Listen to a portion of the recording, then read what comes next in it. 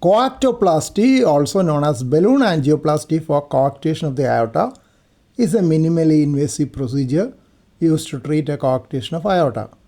Earlier, the term was used for surgical coarctoplasty, but now it is being increasingly used for balloon dilatation of coarctation, usually followed by stenting.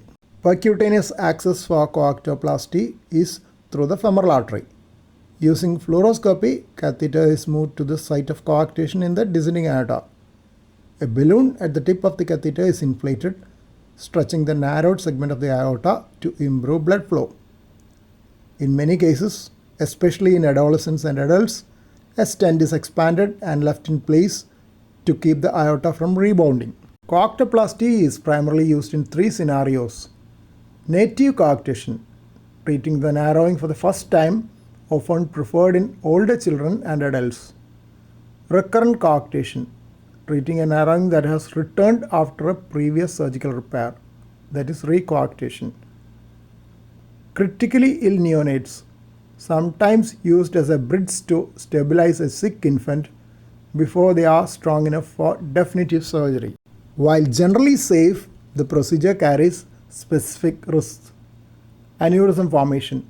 The stretching of the vessel wall can sometimes weaken it, leading to aneurysm formation years later. Restenosis. The area may narrow again as child grows or due to scar tissue. Vessel injury. Small risk of tearing the aorta dissection or damaging the access artery in the groin. A recent report of 274 children noted major vascular access complications in 18 patients, that is 6.6%, and acute limb ischemia in 8, that is 2.9%. Lifelong follow-up is mandatory after coarctoplasty. Even after successful procedure, patients remain at a higher risk for hypertension later in life.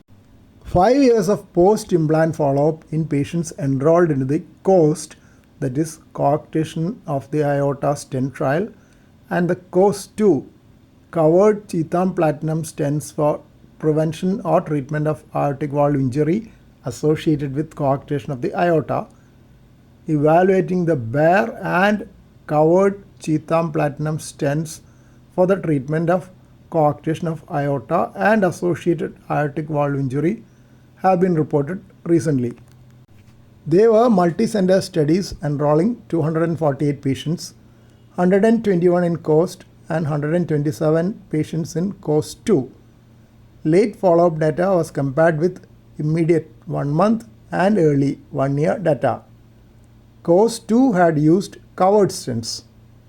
The report concluded that coarctation stenting is effective at maintaining relief of obstruction up to 5 years post-implant and reduction in number of patients requiring antihypertensive medication. But there was an increase in stent fracture and reinterventions between medium and long-term follow-up, that is 1 year and 5 years. There was some protection against the development of stent fracture with covered stents, but did not provide complete protection from late aneurysm formation.